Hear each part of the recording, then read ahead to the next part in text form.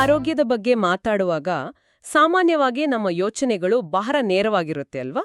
ಈಗ ರಕ್ತದಲ್ಲಿ ಕೊಲೆಸ್ಟ್ರಾಲ್ ಅಂಶ ಹೆಚ್ಚಾಗಿದೆ ಅಂದ್ರೆ ವೈದ್ಯರು ಆಹಾರ ಪದ್ಧತಿ ಬದಲಾಯಿಸಲು ಹೇಳ್ತಾರೆ ಅಥವಾ ಔಷಧ ಕೊಡ್ತಾರೆ. ಹೌದು, ನಾವು ಪರಿಹಾರನೇ ಹೊರಗಡೆನೆ ಹುಡುಕ್ತೀವಿ. ಅದೇ ಆದ್ರೆ ಅದೇ ಕೊಲೆಸ್ಟ್ರಾಲ್ ಸಮಸ್ಯೆಗೆ ಪರಿಹಾರವಾಗಿ ನಮ್ಮ ಜನನೇಂದ್ರಿಯದ ಬಳಿ ಇರೋ ಒಂದು ನಿರ್ದಿಷ್ಟ ಶಕ್ತಿ ಕೇಂದ್ರವನ್ನ ಸಮತೋಲನ ಮಾಡಿದ್ರೆ ಸಾಕು. ಜೊತೆಗೆ ಆ ಪ್ರಕ್ರಿಯೆಯಿಂದ ಅದ್ಭುತವಾದ ಕವಿತೆ ಬರೆಯುವ ಸೃಜನಶೀಲತೆ ಕೂಡ ಒಲಿಯುತ್ತೆ ಅಂತ ಯಾರಾದ್ರೂ ಹೇಳಿದ್ರೆ ಹೇಗಿರುತ್ತೆ?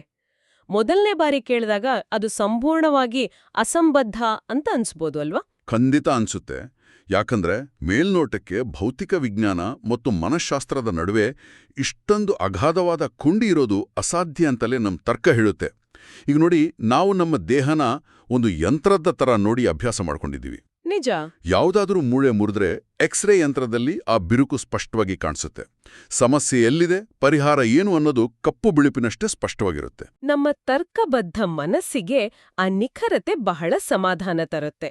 ಆದ್ರೆ ಮನುಷ್ಯನ ಅಸ್ತಿತ್ವ ಕೇವಲ ಆ ಎಕ್ಸ್ರೇ ಯಂತ್ರಕ್ಕೆ ಕಾಣುವ ಮೂಳೆ ಮತ್ತು ಮಾಂಸಖಂಡಗಳಿಗೆ ಸೀಮಿತ ಆಗಿಲ್ಲ. ನಾವು ಮಾನವ ದೇಹದ ಒಳಗಿನ ಶಕ್ತಿ ಕೇಂದ್ರಗಳು, ಭಾವನೆಗಳು ಮತ್ತು ಅವುಗಳ ವಿನ್ಯಾಸದ ಲೋಕಕ್ಕೆ ಕಾಲಿಟ್ಟಾಗ ಆ ಎಕ್ಸ್ರೇ ಯಂತ್ರ ಸಂಪೂರ್ಣವಾಗಿ ನಿಷ್ಪ್ರಯೋಜನಕ ಆಗತ್ತೆ. ಸರಿಯಾಗಿ ಹೇಳಿದ್ರಿ. ಅಲ್ಲಿ ನಾವು ನೋಡೋದು ಒಂದು ಅಗೋಚರವಾದ ಆದರೆ ಅತ್ಯಂತ ಪ್ರಬಲವಾದ ಶಕ್ತಿಯ ನಕ್ಷೆಯನ್ನ. ಖಂಡಿತ. ಮತ್ತು ಇದನ್ನೇ ನಾವು ಈ ಆಳವಾದ ಅಧ್ಯಯನದಲ್ಲಿ ಅರ್ಥ ಮಾಡಿಕೊಳ್ಳಲಿದ್ದೀವಿ. ಗಾಯತ್ರಿ ಚೈತನ್ಯದಲ್ಲಿರುವ ಅತ್ಯಮೂಲ್ಯ ಮಾಹಿತಿಗಳು ಮತ್ತು ಸೌ ಅನಿತಾ ಅರವಿಂದ್ ಸರಾಫಾ ಅವರ ಅದ್ಭುತವಾದ ವಿಶ್ಲೇಷಣೆಯ ಆಧಾರದ ಮೇಲೆ ಮಾನವ ದೇಹದ ಈ ಅದ್ಭುತ ಶಕ್ತಿ ಕೇಂದ್ರಗಳಾದ ಚಕ್ರಗಳ ರಹಸ್ಯವನ್ನ ಇವತ್ತು ಭೇದಿಸೋಣ. ಈ ಚಕ್ರಗಳ ವಿಶ್ಲೇಷಣೆಯಲ್ಲಿ ಅಡಗಿರುವ ಅತಿ ದೊಡ್ಡ ವಿಸ್ಮಯ ಏನೆಂದ್ರೆ, ಇವು ಕೇವಲ ಪ್ರಾಚೀನ ಕಾಲದ ಪಠ್ಯಗಳಲ್ಲ. ಬದಲಾಗಿ ನಮ್ಮ ದೈನಂದಿನ ಬದುಕಿನಲ್ಲಿ ನಮ್ಮ ನರಮಂಡಲಗಳು, ಅಂತಃಸ್ರಾವಕ ಗ್ರಂಥಿಗಳು, ಹಾರ್ಮೋನ್ಗಳು ಮತ್ತು ನಮ್ಮ ಆಳವಾದ ಭಾವನೆಗಳು ಹೇಗೆ ಒಂದಕ್ಕೊಂದು ಹೆಣೆದುಕೊಂಡಿವೆ ಅನ್ನೋದನ್ನ ವಿವರಿಸುವ ವೈಜ್ಞಾನಿಕ ಕೈಪಿಡಿಗಳಿವು. ಅಂದ್ರೆ ಇದು ಬರೀ ಆಧ್ಯಾತ್ಮಿಕ ವಿಚಾರ ಅಲ್ಲ. ಖಂಡಿತ ಅಲ್ಲ. ಸೌ ಅನಿತಾ ಅರವಿಂದ ಸರಾಫಾ ಅವರ ವಿಶ್ಲೇಷಣೆಯು ಈ ಚಕ್ರಗಳು ಕೇವಲ ಏನು ಅನ್ನೋದನ್ನ ಪಟ್ಟಿ ಮಾಡದೆ ಅವು ನಮ್ಮ ಭೌತಿಕ ಮತ್ತು ಮಾನಸಿಕ ಆರೋಗ್ಯದ ಮೇಲೆ ಏಕೆ ಮತ್ತು ಹೇಗೆ ಪ್ರಭಾವ ಬೀರುತ್ತೆ ಅನ್ನೋ ಕಾರ್ಯವಿಧಾನವನ್ನ ಬಿಚ್ಚಿಡುತ್ತದೆ. ಓಹೋ, ಹಾಗಾದ್ರೆ ಆ ಕಾರ್ಯವಿಧಾನದ ಮೊದಲ ಹೆಜ್ಜೆಯಿಂದಲೇ ಶುರು ಮಾಡೋಣ ಬನ್ನಿ. ಈಗ ಯಾವುದೇ ಒಂದು ಬೃಹತ್ ಕಟ್ಟಡವನ್ನು ನಿರ್ಮಿಸುವಾಗ ಅದರ ವಿನ್ಯಾಸ ಎಷ್ಟೇ ಸುಂದರವಾಗಿದ್ರೂ ಅದರ ಅಡಿಪಾಯ ಗಟ್ಟಿಯಾಗಿಲ್ಲ ಅಂದ್ರೆ ಆ ಕಟ್ಟಡ ನಿಲ್ಲೋಕೆ ಸಾಧ್ಯನೇ ಇಲ್ಲ. ನಿಜ. ಮನುಷ್ಯನ ಅಸ್ತಿತ್ವಕ್ಕೆ ಅಂಥದ್ದೇ ಒಂದು ಅಡಿಪಾಯ ಈ ಮೂಲಾಧಾರ ಚಕ್ರ. ಗಾಯತ್ರಿ ಚೈತನ್ಯದ ಪ್ರಕಾರ ಇದು ಬೆನ್ನುಮೂಳೆಯ ತಳಭಾಗದಲ್ಲಿದೆ. ವೈದ್ಯಕೀಯ ವಿಜ್ಞಾನದಲ್ಲಿ ಇದನ್ನ ಸಾರ್ಕೋಕೊಕ್ಸಿಜಿಯಲ್ ಪ್ಲೆಕ್ಸಸ್ ಅಂತ ಕರೀತಾರೆ. ಹೌದು, ಅಂದ್ರೆ ನಮ್ಮ ಬೆನ್ನುಹುರಿಯ ತುದಿಯಲ್ಲಿರುವ ನರಗಳ ಒಂದು ದೊಡ್ಡ ಜಾಲ ಇದು. ಅದೇ. ಈ ಚಕ್ರವು 4 ದಳಗಳನ್ನು ಹೊಂದಿದ್ದು ಕೆಂಪು ಬಣ್ಣದಿಂದ ಕೂಡಿದೆ ಮತ್ತು ಲಂ ಎಂಬ ಬೀಜಾಕ್ಷರವನ್ನು ಹೊಂದಿದೆ ಅಂತ ವಿವರಿಸಲಾಗಿದೆ. ಇಲ್ಲಿ ನಾವು ಗಮನಿಸಬೇಕಾದದ್ದೇನೆಂದ್ರೆ, ಪ್ರತಿಯೊಂದು ಅಂಶಕ್ಕೂ ಒಂದು ನಿರ್ದಿಷ್ಟವಾದ ವೈಜ್ಞಾನಿಕ ಮತ್ತು ಮಾನಸಿಕ ಕಾರಣ ಇದೆ. ಉದಾಹರಣೆಗೆ, ಮೂಲಾಧಾರವು ಪೃಥ್ವಿ ಅಂದರೆ ಮಣ್ಣು ತತ್ವವನ್ನು ಪ್ರತಿನಿಧಿಸುತ್ತದೆ. ಮಣ್ಣು ಎಂದರೆ ಗುರುತ್ವಾಕರ್ಷಣೆ, ಭದ್ರತೆ ಮತ್ತು ಸ್ಥಿರತೆ. ಅಂದ್ರೆ ಆ ಬಣ್ಣ ಮತ್ತು ಅಕ್ಷರಗಳಿಗೂ ಕಾರಣ ಇದೆಯಾ? ಖಂಡಿತ ಇದೆ. ಕೆಂಪು ಬಣ್ಣವು ಅತಿ ಉದ್ದದ ತರಂಗಾಂತರವನ್ನು ಹೊಂದಿರುವ ಬಣ್ಣ. ಇದು ಮನುಷ್ಯನ ಭೌತಿಕ ಅಸ್ತಿತ್ವ ಮತ್ತು ನೆಲೆಯೊಂದಿಗೆ ನೇರ ಸಂಪರ್ಕ ಹೊಂದಿದೆ. ಹಾಗೆ ಲಂ ಎಂಬ ಬೀಜಾಕ್ಷರದ ಉಚ್ಚಾರಣೆಯು ಬೆನ್ನುಮೂಳೆಯ ತಳಭಾಗದ ನರಗಳಲ್ಲಿ ಒಂದು ನಿರ್ದಿಷ್ಟ ಕಂಪನವನ್ನು ಸೃಷ್ಟಿ ಮಾಡಿ ದೇಹವನ್ನು ಶಾಂತಗೊಳಿಸುತ್ತದೆ. ವಾವ್, ಎಷ್ಟೊಂದು ಆಳವಾದ ವಿಚಾರ. ಈ ಚಕ್ರದ ಅಧಿದೇವತೆ ಬಾಲಬ್ರಹ್ಮದೇವ ಮತ್ತು ರಕ್ಷಕ ದೇವತೆ ಗಣೇಶ. ನಮ್ಮ ಸಂಸ್ಕೃತಿಯಲ್ಲಿ ಯಾವುದೇ ಹೊಸ ಕೆಲಸವನ್ನು ನಿರ್ವಿಘ್ನವಾಗಿ ಪ್ರಾರಂಭಿಸಲು ಗಣೇಶನನ್ನು ಹೇಗೆ ಸ್ಮರಿಸ್ತೀವೋ ಹಾಗೆಯೇ ಮಾನವ ದೇಹದ ಶಕ್ತಿಯ ಜಾಗೃತಿಗೆ ಈ ಮೂಲಾಧಾರ ಚಕ್ರವೇ ಪ್ರಥಮ ಬಾಗಿಲು. ಹೌದು, ಸರಿಯಾಗಿ ಹೋಲಿಕೆ ಮಾಡಿದ್ರಿ. ಆದ್ರೆ ಇಲ್ಲಿ ನನ್ಗೊಂದು ಪ್ರಶ್ನೆ ಇದೆ. ಇದೊಂದು ಮನೆಯ ಅಡಿಪಾಯದಂತೆ ಅಂತನ್ಕೊಂಡ್ರೆ ಇದು ಸಂಪೂರ್ಣವಾಗಿ ಭೌತಿಕವಾಗಿರ್ಬೇಕು ಅಲ್ವಾ? ಆದ್ರೆ ವೈಜ್ಞಾನಿಕವಾಗಿ ನೋಡಿದಾಗ ಈ ಬೆನ್ನುಮೂಳೆಯ ತಳಭಾಗದಲ್ಲಿ ಯಾವುದೇ ಅಂತಃಸ್ರಾವಕ ಗ್ರಂಥಿ ಇಲ್ಲ. ಅಂದ್ರೆ ಯಾವುದೇ ಎಂಡೋಕ್ರೈನ್ ಗ್ಲ್ಯಾಂಡ್ ಇಲ್ಲ. ಹೌದು. ತನ್ನದೇ ಆದ ಯಾವುದೇ ಹಾರ್ಮೋನ್ ಉತ್ಪಾದಿಸದ ಒಂದು ಕೇಂದ್ರ ಇಡೀ ದೇಹದ ಮತ್ತು ಮನಸ್ಸಿನ ಅಡಿಪಾಯವಾಗಿ ಹೇಗೆ ಕೆಲಸ ಮಾಡೋಕ್ ಸಾಧ್ಯ? ಇದು ಈ ಚಕ್ರದ ಅತ್ಯಂತ ಆಸಕ್ತಿದಾಯಕ ಭಾಗ. ಸೌ ಅನಿತಾ ಅರವಿಂದ್ ಸರಾಫಾ ಅವರ ವಿಶ್ಲೇಷಣೆಯೂ ಇದನ್ನೇ ಎತ್ತಿ ತೋರಿಸುತ್ತದೆ. ಮೂಲಾಧಾರ ಚಕ್ರವು ದೈಹಿಕವಾಗಿ ಯಾವುದೇ ರಾಸಾಯನಿಕಗಳನ್ನು ಉತ್ಪಾದನೆ ಮಾಡುವುದಿಲ್ಲ, ಬದಲಾಗಿ ಇದು ವೈಶ್ವಿಕ ಶಕ್ತಿಯಿಂದ ಕಾರ್ಯನಿರ್ವಹಿಸುವ ಒಂದು ಆಂಟನಾದಂತೆ ಕೆಲಸ ಮಾಡುತ್ತದೆ. ಆಂಟೆನಾದಂತೆ? ಓಹೋ. ಹೌದು, ಇದು ಭೌತಿಕ ಗ್ರಂಥಿಗಳಿಗಿಂತ ಆಳವಾದ ನರಮಂಡಲದ ಮೂಲ ವ್ಯವಸ್ಥೆಯನ್ನು ನಿಯಂತ್ರಣ ಮಾಡುತ್ತದೆ. ಒಂದು ಮಗುವಿಗೆ ಈ ಪ್ರಪಂಚ ಸುರಕ್ಷಿತವಾಗಿದೆ, ನನಗೆ ಬದುಕಲು ಬೇಕಾದ ಆಧಾರವಿದೆ ಎಂಬ ಮೂಲಭೂತ ನಂಬಿಕೆ ಹುಟ್ಟೋದೆ ಇಲ್ಲಿಂದ. ಅಂದ್ರೆ ಬದುಕಿನಲ್ಲಿ ನಾನು ಭದ್ರವಾಗಿದ್ದೇನೆ ಎಂಬ ಆಂತರಿಕ ಭಾವನೆ. ಈ ಭಾವನೆಗೆ ಸಂಬಂಧಿಸಿದಂತೆ ಗಾಯತ್ರಿ ಚೈತನ್ಯದಲ್ಲಿ ದೈವಿಕ ಶಕ್ತಿ ಡಾಕಿನಾಂಬಾ ಕುರಿತು ಒಂದು ವಿಶೇಷವಾದ ಹಾಗೂ ಅತ್ಯಂತ ಕಟ್ಟುನಿಟ್ಟಿನ ವಿವರಣೆಯಿದೆ. ಹೌದು, ಆ ವಿವರಣೆ ಬಹಳ ಮುಖ್ಯ. ಇಲ್ಲಿ ನಾವು ಸ್ಪಷ್ಟವಾಗಿ ಒತ್ತಿ ಹೇಳಬೇಕಾದ ವಿಚಾರ ಒಂದಿದೆ. ದೇವಿಯು ಏಕಮುಖಿ 4 ಮುಖಗಳನ್ನು ಹೊಂದಿಲ್ಲ. ಈ ವಾಕ್ಯವನ್ನು ಬಹಳ ನಿರ್ದಿಷ್ಟವಾಗಿ ಬಳಸಲಾಗಿದೆ. ದೇವಿಯು ಏಕಮುಖಿ 4 ಮುಖಗಳನ್ನು ಹೊಂದಿಲ್ಲ ಎನ್ನುವುದು ಕೇವಲ ಒಂದು ದೈಹಿಕ ವರ್ಣನೆ ಅಲ್ಲ, ಇದು ಮನುಷ್ಯನ ಮೂಲಭೂತ ಮನಃಶಾಸ್ತ್ರದ ರಹಸ್ಯವನ್ನು ಬಿಚ್ಚಿಡುತ್ತದೆ. ಅಂದ್ರೆ ಅಡಿಪಾಯದಲ್ಲಿ ದ್ವಂದ್ವಗಳು ಇರಬಾರ್ದು ಅಂತನಾ? ಖಂಡಿತ. ದೇವಿಯು ಕೇವಲ ಒಂದೇ ಮುಖವನ್ನು ಹೊಂದಿದ್ದಾಳೆ ಎಂದ್ರೆ ಅವಳು ಬಾಹ್ಯ ಮತ್ತು ಅಭ್ಯಂತರ, ಅಂದ್ರೆ ಹೊರಗೆ ಮತ್ತು ಒಳಗೆ ಒಂದೇ ರೀತಿ ಇರುವುದನ್ನು ಪ್ರತಿನಿಧಿಸುತ್ತಾಳೆ. ನಮ್ಮ ಮೂಲಭೂತ ನಂಬಿಕೆಗಳು, ನಮ್ಮ ಅಸ್ತಿತ್ವದ ಬಗೆಗಿನ ನಮ್ಮ ಸತ್ಯವು ಸಂಪೂರ್ಣವಾಗಿ ಪಾರದರ್ಶಕವಾಗಿರಬೇಕು. ಓಹೋ, ಅಲ್ಲಿ ಬೇರೆ ಬೇರೆ ಮುಖವಾಡಗಳ ಅಗತ್ಯ ಇಲ್ಲ. ಹೌದು, ಅದೇ ಇದರ ತಾತ್ಪರ್ಯ. ಅಂದ್ರೆ ಆ ಭದ್ರತೆ ಸಿಕ್ಕ್ರೆ ಮನುಷ್ಯನಿಗೆ ಭಯ ಇರುವುದಿಲ್ಲ. ಬಹುಶಃ ಇದೇ ಕಾರಣಕ್ಕೆ ಗಾಯತ್ರಿ ಚೈತನ್ಯದಲ್ಲಿ ಈ ಚಕ್ರವನ್ನು ಕುಂಡಲಿನಿಯ ಗಾಢ ನಿದ್ರೆಯ ಸ್ಥಿತಿಗೆ ಹೋಲಿಸಲಾಗಿದೆ ಅಲ್ವಾ? ನಮಗೆ ಸಂಪೂರ್ಣ ಭದ್ರತೆಯ ಭಾವನೆ ಇದ್ದಾಗ ಮಾತ್ರ ನಾವು ಗಾಢವಾದ ನಿದ್ದೆ ಮಾಡಲು ಸಾಧ್ಯ. ನಿಖರವಾಗಿ. ಆ ಸುಭದ್ರ ನೆಲೆಗಟ್ಟಿನಲ್ಲಿ ನಮ್ಮ ಅಪಾರವಾದ ಸುಪ್ತ ಶಕ್ತಿ ಶಾಂತವಾಗಿ ನೆಲೆಗೊಂಡಿರುತ್ತದೆ. ಅಡಿಪಾಯದ ಕೆಲಸ ಭದ್ರತೆ ನೀಡುವುದು. ಆದರೆ ಕೇವಲ ಅಡಿಪಾಯ ಇದ್ರೆ ಸಾಲ್ದು, ಅಲ್ಲಿ ಜೀವದ ಹರಿವು, ಸೃಷ್ಟಿ ಇರಬೇಕು. ಹೌದು, ಒಂದು ಮನೆ ಕಟ್ಟಿದ ಮೇಲೆ ಅಲ್ಲಿ ಚಟುವಟಿಕೆಗಳು ಗರಿಗೆದೆರಬೇಕು ತಾನೆ? ಖಂಡಿತ. ಅಲ್ಲಿಂದಲೇ ನಾವು ಮುಂದಿನ ಹಂತಕ್ಕೆ ಪಯಣಿಸುತ್ತೇವೆ. ಭದ್ರತೆಯಿಂದ ಸೃಜನಶೀಲತೆಯ ಕಡೆಗಿನ ಆ ಪಯಣವೇ ಸ್ವಾಧಿಷ್ಠಾನ ಚಕ್ರ. ಇದು ಮೂಲಾಧಾರದ ಬಿಗಿಯಾದ ಪೃಥ್ವೀತತ್ವದಿಂದ ನಮ್ಯತೆ ಮತ್ತು ಹರಿವನ್ನು ಹೊಂದಿರುವ ಜಲತತ್ವದ ಕಡೆಗಿನ ಚಲನೆ. ಗಾಯತ್ರಿ ಚೈತನ್ಯದ ಪ್ರಕಾರ ಇದು ಯೋನಿ ಅಥವಾ ಜನನೇಂದ್ರಿಯದ ಬಳಿ ಇರುವ ಚಕ್ರ. ಹೌದು. ಇದು 6 ದಳಗಳನ್ನು, ಸಿಂಧೂರ ಅಥವಾ ಕೇಸರಿ ಬಣ್ಣವನ್ನು ಮತ್ತು ವಂ ಎಂಬ ಬೀಜಾಕ್ಷರವನ್ನು ಹೊಂದಿದೆ. ಈಗ ನೋಡಿ, ನೀರು ಎಂದರೆ ಹರಿವು, ಹೊಂದಿಕೊಳ್ಳುವ ಗುಣ ಮತ್ತು ಸೃಷ್ಟಿ. ಇಲ್ಲಿನ ದೈವಿಕ ಶಕ್ತಿ ರಾಕಿನಾಂಬ. ನಾವು ಮೊದಲು ಮಾತಾಡಿದ ಡಾಕಿನಾಂಬ ಏಕಮುಖಿಯಾಗಿದ್ದರೆ, ಈ ರಾಕಿನಾಂಬಾದೇವಿ ದ್ವಿಮುಖಿ, ಅಂದ್ರೆ ಅವಳು 2 ಮುಖಗಳನ್ನು ಹೊಂದಿದ್ದಾಳೆ. ಒಂದು ನಿಮಿಷ. ಅಡಿಪಾಯದಲ್ಲಿ ಏಕಮುಖಿ ಆಗಿದ್ದ ಶಕ್ತಿ ಇಲ್ಲಿಗೆ ಬರುವಾಗ ದ್ವಿಮುಖಿಯಾಗಲು ಕಾರಣ ಏನು? ಯಾಕೆಂದ್ರೆ ಸೃಷ್ಟಿ ನಡಿಬೇಕಾದ್ರೆ ಅಲ್ಲಿ ದ್ವಂದ್ವಗಳಿರಲೇಬೇಕು. ಗಂಡು ಹೆಂಡು, ಬೆಳಕು ಕತ್ತಲೆ, ಏರಿಳಿತಗಳು. ಈ ದ್ವಂದ್ವಗಳ ಘರ್ಷಣೆ ಮತ್ತು ಮಿಲನದಿಂದಲೇ ಹೊಸ ಜೀವ, ಹೊಸ ಯೋಚನೆ ಹುಟ್ಟುವುದು. ವೈಜ್ಞಾನಿಕವಾಗಿ ನೋಡುವುದಾದ್ರೆ ಈ ಚಕ್ರವು ಗೊನಿಯಾಡ್ಸ್ ಗ್ಲ್ಯಾಂಡ್, ಅಂದ್ರೆ ನಮ್ಮ ಸಂತಾನೋತ್ಪತ್ತಿ ಗ್ರಂಥಿಗಳಿಗೆ ನೇರವಾಗಿ ಸಂಬಂಧಿಸಿದೆ. ಮತ್ತೆ ಪ್ರೊಜೆಸ್ಟರಾನ್ ಹಾಗೂ ಟೆಸ್ಟೋಸ್ಟಿರಾನ್ನಂತಹ ಹಾರ್ಮೋನ್ಗಳಿಗೂ ಕೂಡ ಅಲ್ವಾ? ಖಂಡಿತ. ಈ ಹಾರ್ಮೋನ್ಗಳು ಮನುಷ್ಯನ ಸಂತಾನೋತ್ಪತ್ತಿ ಪ್ರಕ್ರಿಯೆಯನ್ನು ಮತ್ತು ಭಾವನಾತ್ಮಕ ಏರಿಳಿತಗಳನ್ನು ನಿಯಂತ್ರಣ ಮಾಡುತ್ತದೆ ಅನ್ನೋದು ನಮಗೆ ಜೀವಶಾಸ್ತ್ರದಿಂದ ತಿಳಿದಿದೆ. ಜಲತತ್ವದ ಗುಣವಾದ ರಸ ಅಥವಾ ರುಚಿಗೆ ಇದು ಸಂಬಂಧಿಸಿದೆ. ಹಾಗಾಗಿ ಇಲ್ಲಿ ಪ್ರವೃತ್ತಿಯು ಜ್ಞಾನ, ಯುದ್ಧ ಮತ್ತು ಸಂಭೋಗದಂತಹ ತೀವ್ರವಾದ ಅನುಭವಗಳ ಸುತ್ತ ಸುತ್ತುತ್ತದೆ. ಹೌದು. ಆದ್ರೆ ಸೌ ಅನಿತಾ ಅರವಿಂದ್ ಸರಾಫಾ ಅವರ ವಿಶ್ಲೇಷಣೆಯನ್ನು ಓದುವಾಗ ಒಂದು ವಿಚಾರ ನನ್ನನ್ನು ತೀವ್ರವಾಗಿ ಚಿಂತನೆಗೆ ಹಚ್ಚಿತು. ಸೃಷ್ಟಿ ಎಂದಾಕ್ಷಣ ನಮಗೆ ಕೇವಲ ಭೌತಿಕ ಸಂತಾನೋತ್ಪತ್ತಿ ಅಂದ್ರೆ ಮಕ್ಕಳನ್ನು ಹುರುವುದು ಮಾತ್ರ ನೆನಪಾಗುತ್ತದೆ. ಸಾಮಾನ್ಯವಾದ ಯೋಚನೆ ಅದು.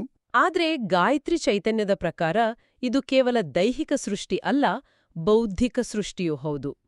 ಈ ಚಕ್ರದ ಧ್ಯಾನದಿಂದ ಗದ್ಯ ಮತ್ತು ಪದ್ಯ ರಚನಾ ಸಾಮರ್ಥ್ಯ ಒದಗುತ್ತದೆ ಅಂತ ಹೇಳಲಾಗಿದೆ. ಹೌದು, ಇದು ಬಹಳ ಮುಖ್ಯವಾದ ವಿಚಾರ. ಸಂತಾನೋತ್ಪತ್ತಿಯ ಗ್ರಂಥಿಗಳಿಗೂ ಕವಿತೆ ಬರೆಯುವ ಸಾಮರ್ಥ್ಯಕ್ಕೂ ಹೇಗೆ ತಾನೇ ಸಂಬಂಧ ಇರಲು ಸಾಧ್ಯ ಇದು ಬಹಳ ದೊಡ್ಡ ಜಿಗಿತದಂತೆ ಕಾಣುತ್ತದಲ್ವೇ? ಮೇಲ್ನೋಟಕ್ಕೆ ಇದು ಅಸಂಬದ್ಧ ಜಿಗಿತದಂತೆ ಕಂಡ್ರೂ ಶರೀರಶಾಸ್ತ್ರ ಮತ್ತು ಮನಃಶಾಸ್ತ್ರದ ದೃಷ್ಟಿಯಿಂದ ಇದು ಅತ್ಯಂತ ತಾರ್ಕಿಕವಾಗಿದೆ. ಮನುಷ್ಯನ ಒಳಗಿರುವ ಲೈಂಗಿಕ ಶಕ್ತಿ ಮತ್ತು ಸೃಜನಶೀಲ ಶಕ್ತಿ ಎರಡೂ ಒಂದೇ ಮೂಲದಿಂದ ಬರುತ್ತವೆ. ಓಹೋ. ಅದು ಜೀವನವನ್ನು ಹೊಸ ರೂಪದಲ್ಲಿ ಅಭಿವ್ಯಕ್ತಿಗೊಳಿಸುವ ತುಡಿತ. ಈ ಸ್ವಾದಿಷ್ಠಾನ ಚಕ್ರವು ಅಸಮತೋಲನದಲ್ಲಿ ಇದ್ದಾಗ ಮನುಷ್ಯನು ಕೇವಲ ಭೌತಿಕ ಆಕರ್ಷಣೆ ಮತ್ತು ಕಾಮದಲ್ಲಿ ಕಳೆದುಹೋಗುತ್ತಾನೆ. ಆದರೆ ಅದೇ ಶಕ್ತಿಯನ್ನು ಬೀಜಾಕ್ಷರದ ಮೂಲಕ ಮತ್ತು ಧ್ಯಾನದ ಮೂಲಕ ನಿಯಂತ್ರಣ ಮಾಡಿದಾಗ ಆ ಶಕ್ತಿಯ ಅರಿವು ಕಲೆ, ಸಂಗೀತ, ಸಾಹಿತ್ಯ ಮತ್ತು ಗದ್ಯಪದ್ಯಗಳ ರಚನೆಯಾಗಿ ಹೊರಹೊಮ್ಮುತ್ತದೆ. ಎಂಥ ಅದ್ಭುತವಾದ ಕಾರ್ಯವಿಧಾನ! ಅಂದ್ರೆ ನಮ್ಮ ಕಲ್ಪನಾ ಶಕ್ತಿಗೆ ಇದೇ ಮೂಲ ಕೇಂದ್ರ ಅಂತಾಯ್ತು. ಆದ್ರೆ ಇದರ ಭೌತಿಕ ಪರಿಣಾಮಗಳ ಕುರಿತು ಗಾಯತ್ರಿ ಚೈತನ್ಯದಲ್ಲಿರುವ ಮತ್ತೊಂದು ಮಾಹಿತಿ ಇನ್ನೂ ಬೆರಗುಗೊಳಿಸುವಂತಿದೆ. ಕೊಲೆಸ್ಟ್ರಾಲ್ ವಿಚಾರ ಅಲ್ವಾ? ಅದೇ. ಈ ಚಕ್ರವು ಕಾಮ, ಕ್ರೋಧ, ಲೋಭ, ಮೋಹ, ಮದ, ಮಾತ್ಸರ್ಯ, ಮಮಕಾರ, ಅಹಂಕಾರ ಹಾಗೂ ಸಂಶಯ ಸೇರಿದಂತೆ ಒಟ್ಟು 9 ಶತ್ರುಗಳನ್ನು ನಾಶಪಡಿಸುವ ಶಕ್ತಿಯನ್ನು ಹೊಂದಿದೆ. ಮತ್ತು ದೈಹಿಕವಾಗಿ ಇದು ದೇಹಕ್ಕೆ ತೊಂದರೆ ಕೊಡುವ ಕೊಲೆಸ್ಟ್ರಾಲ್ ಅಂಶವನ್ನು ಕಡಿಮೆ ಮಾಡುತ್ತದೆ ಎಂದು ಸೌ ಅನಿತಾ ಅರವಿಂದ ಸರಾಫ್ ಅವರು ವಿಶ್ಲೇಷಿಸಿದ್ದಾರೆ. ಹೌದು. ಇದು ಹೇಗೆ ಕೆಲಸ ಮಾಡುತ್ತದೆ? ಒಂದು ಚಕ್ರವನ್ನು ಧ್ಯಾನ ಮಾಡಿದ್ರೆ ರಕ್ತದಲ್ಲಿನ ಕೊಲೆಸ್ಟ್ರಾಲ್ ಹೇಗೆ ಕಡಿಮೆಯಾಗುತ್ತೆ? ನೋಡಿ, ಈ ಪ್ರಕ್ರಿಯೆಯ ಹಿಂದಿರುವ ವಿಜ್ಞಾನವನ್ನು ಅರ್ಥ ಮಾಡಿಕೊಂಡ್ರೆ ನಮ್ಮ ದೇಹದ ಬಗ್ಗೆ ನಮಗಿರುವ ಗೌರವ ನೂರ್ಮಡಿಯಾಗುತ್ತೆ. ಮನುಷ್ಯನಿಗೆ ಕಾಮ, ಕ್ರೋಧ, ಅತಿಯಾದ ಭಯ ಅಥವಾ ಒತ್ತಡ ಉಂಟಾದಾಗ ದೇಹದಲ್ಲಿ ಕಾರ್ಟಿಸಾಲ್ ಎಂಬ ಒತ್ತಡದ ಹಾರ್ಮೋನ್ ಉತ್ಪತ್ತಿಯಾಗುತ್ತೆ. ಕಾರ್ಟಿಸಾಲ್, ಹೌದು, ಸ್ಟ್ರೆಸ್ ಹಾರ್ಮೋನ್. ಅದೇ, ಈ ಕಾರ್ಟಿಸಾಲ್ ಮಟ್ಟ ಹೆಚ್ಚಾದಾಗ ಅದು ಯಕೃತ್ತಿಗೆ ಅಂದ್ರೆ ಲಿವರ್ಗೆ ಹೆಚ್ಚು ಕೊಲೆಸ್ಟ್ರಾಲ್ ಅನ್ನು ಉತ್ಪಾದಿಸುವಂತೆ ಸೂಚನೆ ನೀಡುತ್ತೆ. ಯಾಕೆಂದ್ರೆ ದೇಹವು ಆಪತ್ತನ್ನು ಎದುರಿಸಲು ಶಕ್ತಿಯನ್ನು ಕೂಡಿಡಲು ಪ್ರಯತ್ನ ಪಡುತ್ತೆ. ಅಂದ್ರೆ ಆತಂಕದ ಸಮಯದಲ್ಲಿ ದೇಹ ತನ್ನನ್ನು ತಾನು ರಕ್ಷಣೆ ಮಾಡಿಕೊಳ್ಳಕ್ಕೆ ಈ ರೀತಿ ಮಾಡುತ್ತಾ? ಖಂಡಿತ. ಸ್ವಾದಿಷ್ಠಾನ ಚಕ್ರವನ್ನು ಜಾಗೃತಗೊಳಿಸಿದಾಗ ಮನುಷ್ಯ ತನ್ನ ಭಾವನೆಗಳ ಮೇಲಿನ ನಿಯಂತ್ರಣವನ್ನು ಸಾಧಿಸ್ತಾನೆ. ಆ 9 ಮಾನಸಿಕ ಶತ್ರುಗಳು ನಾಶ ಆದಾಗ ದೇಹದಲ್ಲಿನ ಕಾರ್ಟಿಸಾಲ್ ಮಟ್ಟ ತಾನಾಗೆ ಕಡಿಮೆಯಾಗುತ್ತೆ. ಒತ್ತಡ ಕಡಿಮೆ ಆದಾಗ ಯಕೃತ್ತು ಅನಗತ್ಯ ಕೊಲೆಸ್ಟ್ರಾಲ್ ಉತ್ಪಾದಿಸುವುದನ್ನು ನಿಲ್ಲಿಸುತ್ತದೆ. ವಾವ್, ಇದು ನಿಜಕ್ಕೂ ರೋಮಾಂಚನಕಾರಿ. ಅಂದ್ರೆ ನಾವು ಆರಂಭದಲ್ಲೇ ಮಾತಾಡಿದ ಆ ಉದಾಹರಣೆ ಸೃಜನಶೀಲತೆಗೂ ರಕ್ತದ ಕೊಲೆಸ್ಟ್ರಾಲ್ ನಿಯಂತ್ರಣಕ್ಕೂ ಇರುವ ನೇರ ಸಂಬಂಧ ಈಗ ಸ್ಪಷ್ಟವಾಯಿತು. ಮಾನಸಿಕ ಒತ್ತಡವನ್ನು ಜಲತತ್ವದ ಮೂಲಕ ತಂಪುಗೊಳಿಸಿದಾಗ ದೈಹಿಕ ಆರೋಗ್ಯ ತನ್ನಿಂದ ತಾನೇ ಸುಧಾರಿಸುತ್ತದೆ. ಹೌದು, ಅಡಿಪಾಯದಿಂದ ನಮಗೆ ಭದ್ರತೆ ಸಿಕ್ಕಿತು. ಸ್ವಾದಿಷ್ಠಾನದಿಂದ ಸೃಷ್ಟಿ, ಭಾವನೆಗಳ ನಿಯಂತ್ರಣ ಮತ್ತು ಹರಿವು ಬಂತು. ಆದರೆ ಕೇವಲ ಸೃಷ್ಟಿಯಿದ್ರೆ ಸಾಲ್ದು. ಸೃಷ್ಟಿಯಾದ ಆ ಜೀವಕ್ಕೆ ಒಂದು ನಿರ್ದಿಷ್ಟವಾದ ವ್ಯಕ್ತಿತ್ವ ಬೇಕು. ನಾನು ಯಾರು, ನನ್ನ ಸಾಮರ್ಥ್ಯ ಏನು ಎನ್ನುವ ಗುರುತು ಬೇಕು. ಆ ಅಸ್ತಿತ್ವದ ಹುಡುಕಾಟವೇ ನಮ್ಮ ಮುಂದಿನ ಹಂತ. ಸರಿಯಾಗಿ ಹೇಳಿದ್ರಿ. ಅಸ್ತಿತ್ವದ ಅರಿವು ಅಂದರೆ ನಾಭಿ ಅಥವಾ ಹೊಕ್ಕುಳ ಭಾಗದಲ್ಲಿರುವ ಮಣಿಪೂರಕ ಚಕ್ರ. ಗಾಯತ್ರಿ ಚೈತನ್ಯದಲ್ಲಿ ಇದನ್ನು ರತ್ನಗಳ ನಗರ ಎಂದು ಕರೆಯಲಾಗಿದೆ. ಎಂತಹ ತೇಜೋಮಯವಾದ ಹೆಸರು ಅಲ್ವಾ? ಬಹಳ ಸುಂದರವಾದ ಹೆಸರು. ಇದು 10 ದಳಗಳನ್ನು, ಹಳದಿ ಬಣ್ಣವನ್ನು ಮತ್ತು ರಮ್ ಎಂಬ ಬೀಜಾಕ್ಷರವನ್ನು ಹೊಂದಿದೆ. ವೈಜ್ಞಾನಿಕವಾಗಿ ಇದು ನಮ್ಮ ಹೊಟ್ಟೆಯ ಭಾಗದಲ್ಲಿರುವ ನರಗಳ ಮಹಾಜಾಲ ಅಂದರೆ ಸೋಲಾರ್ ಪ್ಲೆಕ್ಸಸ್. ಇದು ಬೆಂಕಿಯ ತತ್ವವನ್ನು ಪ್ರತಿನಿಧಿಸುತ್ತದೆ. ಸೂರ್ಯನಂತೆ ಬೆಳಗುವ ಶಕ್ತಿ, ಜೀರ್ಣಕ್ರಿಯೆಯ ಬೆಂಕಿ ಮತ್ತು ಮಹತ್ವಾಕಾಂಕ್ಷೆಯ ಅಗ್ನಿ ಎಲ್ಲವೂ ಇಲ್ಲೇ ಇವೆ. ದೇವಿಯು ಪೂಜೆಗೆ ಸಿದ್ಧಳಾಗುವಾಗ ಮಣಿಗಳಿಂದ ಅಲಂಕೃತಳಾಗುವ ತೇಜೋಮಯ ತಾಣವಿದು. ಈ ಚಕ್ರದ ಪ್ರವೃತ್ತಿಯೇ ಯಶಸ್ಸು ಮತ್ತು ಗರ್ವ. ಅಂದ್ರೆ ಇದು ಅಹಂಕಾರದ ಕೇಂದ್ರ ಕೂಡ ಹೌದು. ಹೌದು. ಮೂಲಾಧಾರದಲ್ಲಿ ಗಾಢನಿದ್ರೆಯಲ್ಲಿದ್ದ ಕುಂಡಲಿನಿ ಶಕ್ತಿಯು ಇಲ್ಲಿ ಸ್ವಪ್ನ ಅಥವಾ ಕನಸುಗಳ ಸ್ಥಿತಿಗೆ ತಲುಪುತ್ತದೆ. ಸ್ವಪ್ನಾವಸ್ಥೆಯೆಂದರೆ ಭವಿಷ್ಯದ ಬಗೆಗಿನ ನಮ್ಮ ಮಹತ್ವಾಕಾಂಕ್ಷೆಗಳು ಇಲ್ಲಿ ಆಕಾರ ಪಡಿತವೆ. ಆದ್ರೆ ಇಲ್ಲಿ ನನ್ನದೊಂದು ದೊಡ್ಡ ಗೊಂದಲ ಇದೆ. ತಾಯಿಯ ಗರ್ಭದಲ್ಲಿರುವಾಗ ಇದೇ ನಾಭಿ ಅಥವಾ ಹೊಕ್ಕುಳಬಳ್ಳಿಯ ಮೂಲಕ ನಮಗೆ ಪೋಷಣೆ ಸಿಗ್ತದೆ ಎನ್ನುವುದು ನಮಗೆ ಗೊತ್ತು. ಆ ಹೊಕ್ಕುಳಬಳ್ಳಿ ಇಲ್ಲದಿದ್ದರೆ ಜೀವಕ್ಕೆ ಉಳಿಗಾಲನೇ ಇಲ್ಲ. ಅಂದ್ರೆ ಇದು ಸಂಪೂರ್ಣ ಅವಲಂಬನೆಯ ಸಂಕೇತ. ಹೌದು, ನಾವೆಲ್ಲರೂ ತಾಯಿಯ ಮೇಲೆ ಅವಲಂಬಿತರಾಗಿರುತ್ತೇವೆ. ಆದರೆ ಅದೇ ನಾಭಿಭಾಗವು ಅಹಂಕಾರ, ಗರ್ವ ಮತ್ತು ಶಕ್ತಿಯ ಕೇಂದ್ರ ಎಂದು ಗಾಯತ್ರಿ ಚೈತನ್ಯದಲ್ಲಿ ವಿವರಿಸಿರುವುದು ಒಂದು ದೊಡ್ಡ ವಿಪರ್ಯಾಸವಲ್ವೇ? ಪೋಷಣೆ ಮತ್ತು ಅವಲಂಬನೆಯ ಕೇಂದ್ರವು ದಿಢೀರನೆ ಗರ್ವ ಮತ್ತು ಯಶಸ್ಸಿನ ಕೇಂದ್ರವಾಗಿ ಬದಲಾಗುವುದು ಹೇಗೆ? ಈ ಪ್ರಶ್ನೆ ಗಾಯತ್ರಿ ಚೈತನ್ಯದ ಆಳವಾಳ ತತ್ವಜ್ಞಾನವನ್ನು ತೆರೆದಿಡುತ್ತದೆ. ನೋಡಿ, ತಾಯಿಯ ಗರ್ಭದಲ್ಲಿ ಇರುವಾಗ ಆ ಹೊಕ್ಕುಳ ಬಳ್ಳಿ ನಮಗೆ ಭೌತಿಕ ಆಹಾರವನ್ನು ನೀಡುತ್ತದೆ. ನಾವು ಸಂಪೂರ್ಣವಾಗಿ ತಾಯಿಯ ಮೇಲೆ ಅವಲಂಬಿತರಾಗಿರ್ತೇವೆ. ಆದರೆ ಭೂಮಿಗೆ ಬಂದ ಮೇಲೆ ಆ ಬಳ್ಳಿಯನ್ನು ಕತ್ತರಿಸಲಾಗ್ತದೆ. ಆ ಕ್ಷಣದಿಂದ ಮನುಷ್ಯನು ತನ್ನನ್ನು ತಾನು ಪೋಷಿಸಿಕೊಳ್ಳುವ ಶಕ್ತಿಯನ್ನು ಕಂಡುಕೊಳ್ಬೇಕಾಗ್ತದೆ. ಅಂದ್ರೆ ಆ ಅವಲಂಬನೆ ಕೊನೆಗೊಳ್ಳುತ್ತೆ. ಖಂಡಿತ. ಆ ಖಾಲಿಯಾದ ಜಾಗದಲ್ಲಿಯೇ ಮನುಷ್ಯನ ಸ್ವಂತ ಶಕ್ತಿ ಅಥವಾ ಪರ್ಸನಲ್ ಪವರ್ ಹುಟ್ಟಿಕೊಳ್ಳುವುದು. ಈ ಮಣಿಪೂರಕ ಚಕ್ರವು ಆ ಅವಲಂಬನೆಯಿಂದ ಸ್ವಾವಲಂಬನೆಯ ಕಡೆಗಿನ ಪಯಣವನ್ನು, ತನ್ನದೇ ಆದ ಶಕ್ತಿಯ ಉದಯವನ್ನು ಸೂಚಿಸುತ್ತದೆ. ಅಂದ್ರೆ ದೈಹಿಕ ಹೊಕ್ಕುಳಬಳ್ಳಿ ಕತ್ತರಿಸಿದಾಗ ಮಾನಸಿಕ ಶಕ್ತಿಯ ಹೊಕ್ಕುಳಬಳ್ಳಿ ಜಾಗೃತವಾಗುತ್ತದೆ. ನಿಖರವಾಗಿ. ಇಲ್ಲಿ ನಾವು ಅಹಂಕಾರ ಎನ್ನುವ ಪದವನ್ನು ಕೇವಲ ನಕಾರಾತ್ಮಕವಾದ ಗರ್ವ ಅಥವಾ ಸೊಕ್ಕು ಎಂದು ತಪ್ಪಾಗಿ ಅರ್ಥೈಸಿಕೊಳ್ಳಬಾರದು. ಇಲ್ಲಿನ ಅಹಂಕಾರ ಎಂದರೆ ನಾನು ಅಸ್ತಿತ್ವದಲ್ಲಿದ್ದೇನೆ, ನಾನು ಸಾಧಿಸಬಲ್ಲೆ ಎಂಬ ಪ್ರಬಲವಾದ ಆತ್ಮವಿಶ್ವಾಸ. ಅನಿತಾ ಅರವಿಂದ್ ಸರಾಫಾ ಅವರ ವಿಶ್ಲೇಷಣೆಯ ಪ್ರಕಾರ ವಾಗ್ದೇವಿಯ ಕೃಪೆಯಿಂದ ವಚನಸಿದ್ಧಿ ಮತ್ತು ನಿರ್ಭಯ ಭಾವನೆ ಪ್ರಾಪ್ತವಾಗುವುದು ಈ ಮಣಿಪುರಕದಿಂದಲೇ. ಮನುಷ್ಯನಿಗೆ ಪ್ರಪಂಚವನ್ನು ಎದುರಿಸುವ ಶಕ್ತಿ, ತನ್ನ ಕನಸುಗಳನ್ನು ನನಸಾಗಿಸಿಕೊಳ್ಳುವ ಛಲ ಮತ್ತು ಯಾವುದೇ ಸವಾಲುಗಳನ್ನು ಎದುರಿಸುವ ನಿರ್ಭಯತೆ ಬರಬೇಕಾದ್ರೆ ಈ ನಾಭಿಚಕ್ರದ ಅಗ್ನಿ ಪ್ರಜ್ವಲಿಸಬೇಕು. ಎಂಥ ಸ್ಪಷ್ಟವಾದ ಮತ್ತು ತಾರ್ಕಿಕವಾದ ವಿನ್ಯಾಸ ಇದು! ಗಾಯತ್ರಿ ಚೈತನ್ಯದಲ್ಲಿ ನೀಡಿರುವ ಈ 3 ಚಕ್ರಗಳ ಮಾಹಿತಿಯು ಕೇವಲ ಪ್ರಾಚೀನ ಆಧ್ಯಾತ್ಮಿಕ ಪರಿಭಾಷೆ ಅಲ್ಲ. ಇದು ಮನುಷ್ಯನ ಸಂಪೂರ್ಣ ದೈಹಿಕ ಹಾಗೂ ಮಾನಸಿಕ ವಿಕಸನದ ಕಥೆ. ಒಮ್ಮೆ ಸಂಕ್ಷಿಪ್ತವಾಗಿ ಈ ಇಡೀ ಪಯಣವನ್ನು ಮೆಲುಕು ಹಾಕುವುದಾದರೆ, ಮನುಷ್ಯನಿಗೆ ಮೊದಲು ಭೂಮಿಯ ಮೇಲೆ ತನ್ನ ಅಸ್ತಿತ್ವದ ಬಗ್ಗೆ ಭದ್ರತೆ ಬೇಕು. ಆ ಮೂಲಭೂತ ನಂಬಿಕೆಯ ಅಡಿಪಾಯವಾಗಿ ಪೃಥ್ವಿ ತತ್ವದ ಮೂಲಾಧಾರ ಚಕ್ರ ಕೆಲಸ ಮಾಡುತ್ತದೆ. ಹೌದು, ಆ ಭದ್ರತೆ ಸಿಕ್ಕ ನಂತರ ಮನುಷ್ಯ ದ್ವಂದ್ವಗಳನ್ನು ಮೀರಿ ಬದುಕಿನಲ್ಲಿ ಸೃಜನಶೀಲತೆಯನ್ನು ತರಬೇಕು, ತನ್ನ ಭಾವನೆಗಳನ್ನು ಹರಿಯಲು ಬಿಡಬೇಕು. ಆ ಕೆಲಸವನ್ನು ಜಲತತ್ವದ ಸ್ವಾಧಿಷ್ಠಾನ ಚಕ್ರ ಮಾಡುತ್ತದೆ. ಮತ್ತು ಅಂತಿಮವಾಗಿ ಸೃಷ್ಟಿಯಾದ ಆ ಅಸ್ತಿತ್ವಕ್ಕೆ ಒಂದು ನಿರ್ದಿಷ್ಟ ಗುರುತು, ಆತ್ಮವಿಶ್ವಾಸ ಮತ್ತು ಪ್ರಪಂಚವನ್ನು ಎದುರಿಸುವ ನಿರ್ಭಯತೆ ಬೇಕು. ಆ ಬೆಂಕಿಯಂತಹ ಶಕ್ತಿಯನ್ನು ಮಣಿಪೂರಕ ಚಕ್ರ ಒದಗಿಸುತ್ತದೆ. ಮಣ್ಣಿನಿಂದ ನೀರಿಗೆ, ನೀರಿನಿಂದ ಬೆಂಕಿಗೆ ಸಾಗುವ ಎಂತಹ ಅದ್ಭುತವಾದ ಆಂತರಿಕ ನಕ್ಷೆ ಇದು. ಖಂಡಿತ. ಮತ್ತು ಈ ವಿಶ್ಲೇಷಣೆಯು ನಮ್ಮ ದೈನಂದಿನ ಬದುಕಿಗೆ ಅತ್ಯಂತ ಹತ್ತಿರವಾದದ್ದು. ನಮ್ಮ ಭಾವನೆಗಳಾದ ಭಯ, ಅಭದ್ರತೆ, ಸೃಜನಶೀಲತೆಯ ಕೊರತೆ, ಅತಿಯಾದ ಕಾಮ, ಕ್ರೋಧ ಅಥವಾ ಕುಗ್ಗಿದ ಆತ್ಮವಿಶ್ವಾಸಗಳು ನಮ್ಮ ದೇಹದ ನಿರ್ದಿಷ್ಟ ಭಾಗಗಳೊಂದಿಗೆ ಮತ್ತು ಗ್ರಂಥಿಗಳೊಂದಿಗೆ ಹೇಗೆ ಹೆಣೆದುಕೊಂಡಿವೆ ಎಂಬುದನ್ನು ನಾವು ಅರಿತಾಗ ನಮ್ಮ ಸಮಸ್ಯೆಗಳನ್ನು ಪರಿಹರಿಸಿಕೊಳ್ಳುವುದು ಬಹಳ ಸುಲಭ ಆಗುತ್ತದೆ. ಅಂದರೆ ನಮ್ಮಲ್ಲಿ ಆಧಾರವಿಲ್ಲದ ಭಯ ಕಾಡುತ್ತಿರುವಾಗ ನಮ್ಮ ಗಮನ ಬೆನ್ನುಮೂಳೆಯ ತಳಭಾಗದ ಮೇಲಿರಬೇಕು. ನಮ್ಮ ಸೃಜನಶೀಲತೆ ಕುಂಠಿತವಾದಾಗ ಮತ್ತು ಕೋಪ ಮಿತಿಮೀರಿದಾಗ ಅದನ್ನು ಜನನೇಂದ್ರಿಯದ ಬಳಿಯ ಶಕ್ತಿ ಕೇಂದ್ರದಲ್ಲಿ ಸರಿಪಡಿಸಬೇಕು. ಮತ್ತು ನಮ್ಮ ಆತ್ಮವಿಶ್ವಾಸ ಕುಸಿದಾಗ ಹೊಟ್ಟೆಯ ಭಾಗದ ನರಜಾಲವನ್ನು ಜಾಗೃತಗೊಳಿಸಬೇಕು. ಅನಿತಾ ಅರವಿಂದ ಸರಾಫಾ ಅವರ ವಿಶ್ಲೇಷಣೆಯು ನಮಗೆ ಈ ಸ್ಪಷ್ಟವಾದ ಅರಿವನ್ನು ಮೂಡಿಸುತ್ತದೆ ಅಲ್ವಾ? ಹೌದು. ಭೌತಿಕ ದೇಹ ಮತ್ತು ಅದರ ಹಿಂದಿರುವ ಅಗೋಚರ ಶಕ್ತಿಯ ನಡುವಿನ ಆ ಸಮತೋಲನವೇ ನಿಜವಾದ ಆರೋಗ್ಯ. ಇದು ಕೇವಲ ರೋಗನಿರ್ಣಯ ಅಲ್ಲ, ಇದು ಸಂಪೂರ್ಣ ಸ್ವಾಸ್ಥ್ಯದ ದಾರಿ. ಖಂಡಿತ.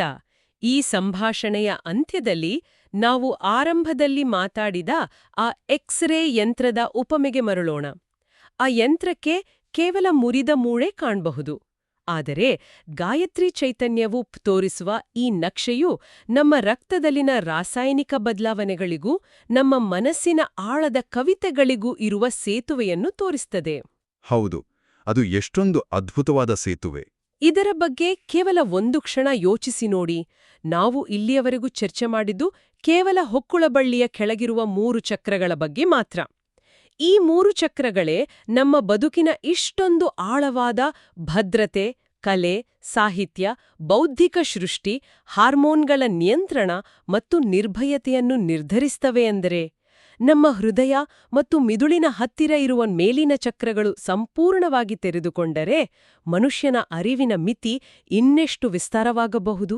ಅಬ್ಬಾ, ಆ ಶಕ್ತಿ ಎಂತಹ ಪವಾಡಗಳನ್ನು ಸೃಷ್ಟಿಸಬಹುದು ಅಂತ ಊಹಿಸಿದ್ರೇನೆ ಮೈ ಜುಮ್ಮನ್ನುತ್ತೆ. ಖಂಡಿತ. ಆ ಅನಂತ ಸಾಧ್ಯತೆಗಳ ಬಗ್ಗೆ ಕೇಳುಗರು ಒಮ್ಮೆ ಯೋಚಿಸ್ತಿರ್ಲಿ. ಆ ಅಗೋಚರ ಶಕ್ತಿಯ ಅಲೆಗಳ ಅರಿವಿನೊಂದಿಗೆ ಈ ವಿಶೇಷ ವಿಶ್ಲೇಷಣೆಯನ್ನು ನಾವು ಇಲ್ಲಿಗೆ ಮುಕ್ತಾಯಗೊಳಿಸುತ್ತಿದ್ದೇವೆ.